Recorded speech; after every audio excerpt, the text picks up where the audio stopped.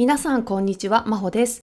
今回はアメリカ東西ディズニーパークとディズニークルーズを回る約2週間の旅行の3日目から4日目、ロサンゼルスを離れてフロリダのディズニーワールドに向かう様子をお届けします。Hello everyone, it's Maho. This is a vlog of my US Disney parks and cruise trip for the summer of 2024. Leaving Los Angeles and head to Walt Disney World in Florida.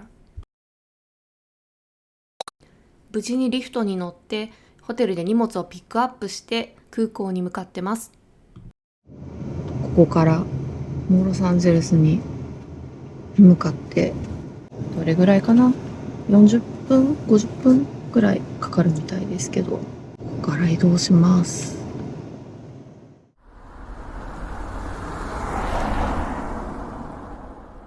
寝てしまったんですけれども、本当に快適に一瞬でロサンゼルス国際空港にやってまいりました。時刻は6時過ぎ、フライトは夜10時なんで4時間前ですね。本当はこんなに早く着く必要正直ないかなって思ってるんですけど、念には念をってことでね、一番心配してたのは道路の渋滞だったんですけど、道路は結局全然渋滞してませんでしたね。問題なく着くことができてほっとしています。あとは自分が寝ぼけずにちゃんとフロリダまで行ったらまたノンストップで動き出すので、体力を蓄えながらチェックインして向かおうと思います。無事にセキュリティゲートを抜けて、あとは飛行機を待つだけというところで、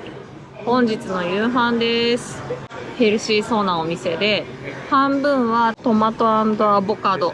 で、半分はトリュフの香りのマッケンチーズ、マカロニ&チーズですね。アメリカの国民食、こちらいただきたいと思います。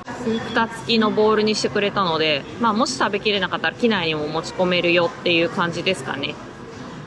いただきます。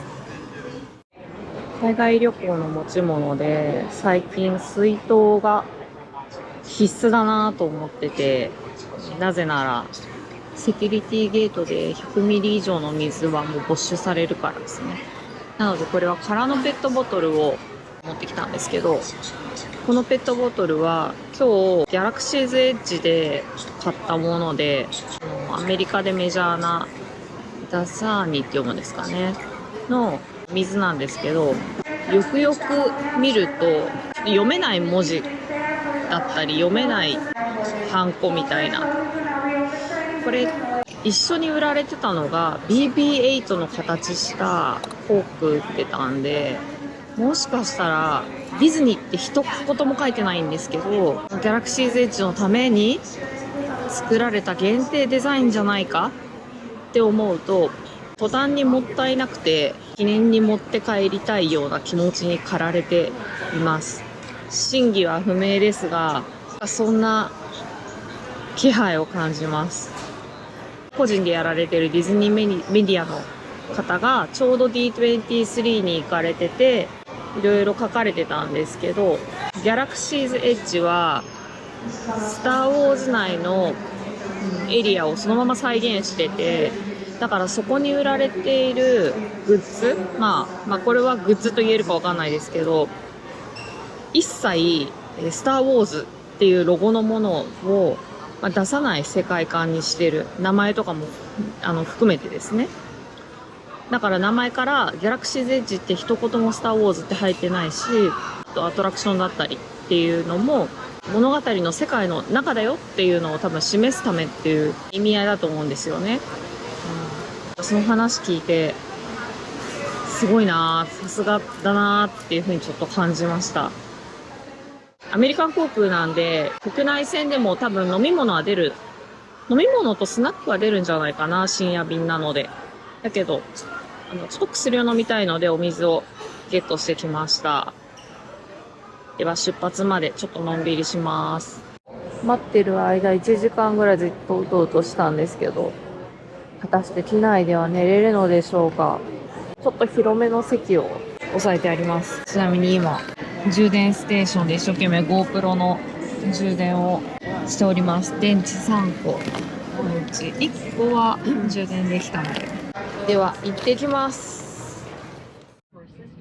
アメリカン航空国内線のビジネスとエコノミーの間にあるエコノミーコンフォート、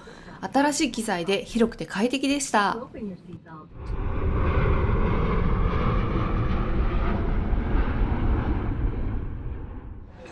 おはようございます。今日は4日目、オーランド国際空港に到着しました。時刻は現在夜じゃない、明け方の、ここに時計ありますね。5時45分。眠いです。4時間半ぐらいのフライトで、なんかあんまり寝れなかったですね、今回は。B のバゲージクレームで、そのまま B の下にミアーズシャトルっていうのがあるので、下に降りて右の奥ですね。ミアーズシャトルの場所はそちらにあります。そこのシャトルを使って直営ホテルにそのまま向かうというスタイルになっております。寝起きなので声がガスガスですでもね、もうまだ外真っ暗なんですけど、パークがオープンするの8時なんで、移動に1時間ぐらいかかるから、もうここから勝負が始まっていると。ディズニースプリングス広告がありました。いや、ここにね来るとね、すごいもう戻ってきたっていう気持ちになります。このね2つの筒みたいなやつ、これ宇宙船チックなんですけど、バゲージクレーム、荷物の出るところですねに出るためのシャトルです。皆さんこれに乗ります。交互にやってくるかな。適当に先頭で待ちます。Resort and other ground transportation options are located on level 1. Well, this won't end up everybody dying. 私たちは B のレベル3にいて、バッククレームを取って1階のバスに向かうという形ですね。バゲージクレーム B、 こちらに向かいます。まだマジックオブディズニーのショップは閉まっております。1回ねバゲージクレーム行ったんですけど、水を買うのを忘れてたので、ちょっと上の階戻ってきたんですよね。で、今からミアーズシャトルに乗ります。乗り場なんですが、このターミナル B をグラウンドフロアまで降りて右に行きます。右の端っこに受付があるので結構分かりやすいと思いますが、初めての人がね気をつけてください。1階にやってきました。このグラウンドトランスポーテーションって書いてあるところにミアーズシャトルズってあるので、ミアーズは一番こっちですね。で、かつてミッキーのマークがあって、前はね無料でオフィシャルで乗れたんですけれども、ここまっすぐ行くとホテルによって乗る場所が振り分けられます。この場で予約もできそうな感じですね。いや、せめてでもミッキーのデコレーション復活させてほしいです。So it's been great having you folks on board. Hope you enjoyed a ride out here. We got a couple of stops to make. 3 of the being South. We got the Disney's All-Star Music Resort, and then from there over to the Disney's Yacht Club Resort, and then from there over to the Disney's Boardwalk Gate Resort. Very important, everyone, when you do exit this bus, please make sure that you do have all of your items with you. When you do exit, just try not to leave anything behind. ディズニーワールドのエリアのサインを入ったら、マンハッタン島の約2倍、日本の山手線の 1.5 倍とも言われる広大なディズニーワールドのエリアに入ります。そして約25近くあると言われる直営ホテルの中で、最初の2泊はバリュークラスという一番安いクラスのオールスターミュージックリゾートに泊まります。オールスターリゾートは手前からオールスタースポーツ、ミュージック、ムービーという3つのホテルにテーマが分かれていて、それぞれにフロントやプール、各パークへの無料シャトルバス乗り場があり、この3つについてはそれぞれどこに泊まっても条件はほぼ同じです。一つ一つのホテルは10棟ずつの宿泊棟があり、敷地が広いため、今回の旅では少し料金を上乗せしてフロントに近いプリファード棟を予約しました。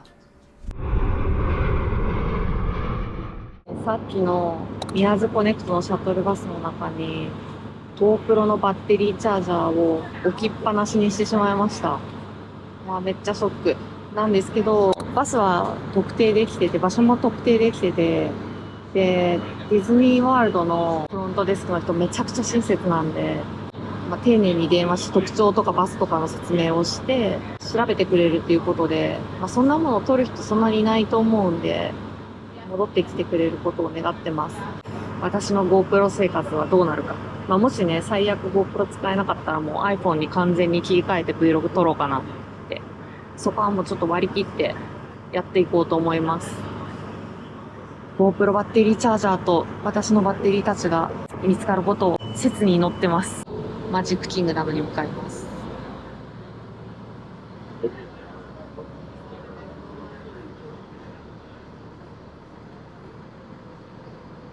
フロリダディズニーワールド最初のパークに着きました。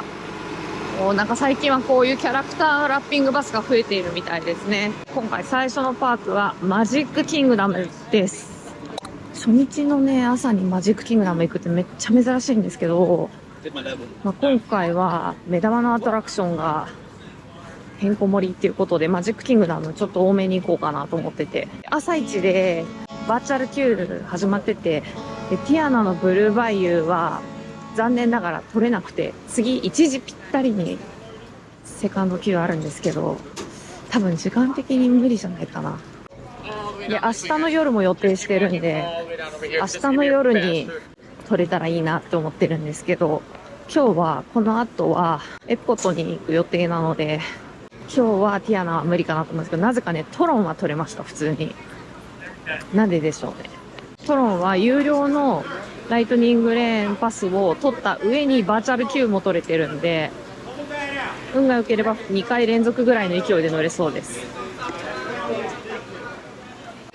さて、8月ですが、もうマジックキングダムはハロウィン一色です。今日はね、夜にもうハロウィンイベントあるんで6時に閉まっちゃうんですよ。だから私の見立てだと普通に来るゲストの人少ないんじゃないかなっていう予想のもとやってきました。わー、すごいハロウィン一色。カリフォルニアの方はハロウィンですっていう期間ではないので、こんな飾り付けやってなかったんでね、写真ちょっといろいろ撮ろうかなと思います。写真タイムです。もうハロウィンか。お客さんをね、分散させるっていう意味ではいい戦略だなと個人的には思ってます。ハロウィンの期間を短くしちゃうとね、ゲストがそこに集中しちゃう、来れないっていうゲストが出てくるみたいなことを避けるというか、多分パークの収容人数的なものとかいろいろ考えてのことだと思うので、ハロウィンイベントのチケットすごい高いんですよね。日本円で1万円ぐらい。前回来た時かな、前々回か、2018年に来た時には私クリスマスイベントのチケット初めて買ったんですけど、それも高いなと思って、今回は3日しか滞在しないから3日間の普通のチケット買って、結構それで十分かなと思ったんで、ハロウィンイベントはちょっとパスしちゃったんですけど、今後もね、こうやって8、9、10月って長いことをイベントやるようであれば、またチャンスはあると思うので、そのうち、ハロウィンイベントも行ってみたいなと思っております。なんか車の音がすると思ったら車が普通にやってきました絶対お城の写真撮りたくなるんですよね。なんか毎回必ず撮りたくなる、不思議。なんででしょうね。パートナーズ像とか、なんかそれそのものにすごい魅力がありますね。もうすっかり忘れてたんですけど、ホテルゲストだけが入れるよって言われて、そういえばそっかって思って、今朝8時10分なんですけどね、一般開園より先に今入れる時間はトゥモローランドとファンタジーランドだけだそうです。今見たらセブンドワーフマイントレイン7位の小人のコースターがスタンバイラインなしになってて、もしスタンバイできるんだったらそちらに行きたいって思いながら、すっごい人がいますね。みんなセブンドワーフマイントレイン狙いかな。乗れますように。古いマジックバンドは、ウォルト・ディズニーワールドでは普通に使えました。30分だけなんですけど、ホテルゲストが早く入れる時間が始まりました。マラソンみたいな始まり方してます。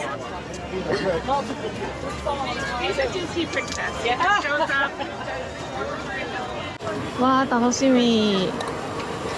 今回ね、ちょっと乗るの諦めてたんですよね。ライトニングパスかな、取ってないんですよ。トロンだけ取れてるんで今日は。ティアナもちょっと難しそうだなって思ってて、今8時半ですけど、果たして何分待ちぐらいになるんでしょうね。特筆すべきはマジックキングダムはほとんどのアトラクションがシングルライダー非対応なんですね。ちょっと効率悪いなーって思うんですけど、そこまでちょっとオペレーション割いてくれないみたいで、シングルライダーなしです。セブンドワーフマイントレインはマジックキングダムでもトップクラスのスリルライドで、なおかつQラインも含めて7人の小人のコンセプトがライド中にもふんだんに散りばめられていて、とても楽しめる乗り物です。このようにスタンバイ Q には宝石をモチーフにしたものがたくさん置いてあったり、樽を動かして天井のイラストを合わせるミニゲームなど、待ち時間が退屈しないような工夫もなされています。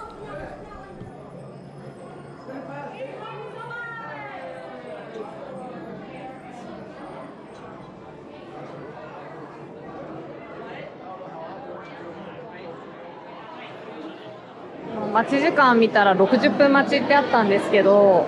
半から動き出して今10分、あと10分かかんないかな。だからトータル15分待ちぐらいで乗れるんじゃないかなと思ってます。やっぱ朝一の行動は大事。頑張って早めの行動をした甲斐がありました。すぐに乗れそうです。乗り場はもうすぐ。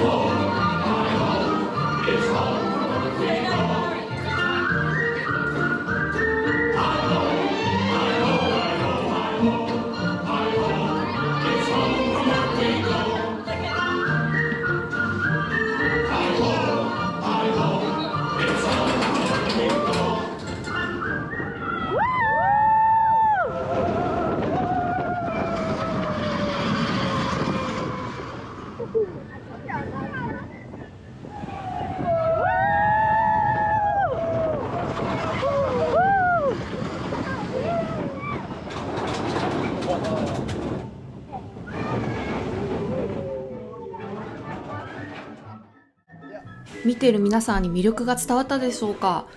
ただの絶叫系ではない、ディズニーでしかできないこだわりの詰まった最高のコースターでした。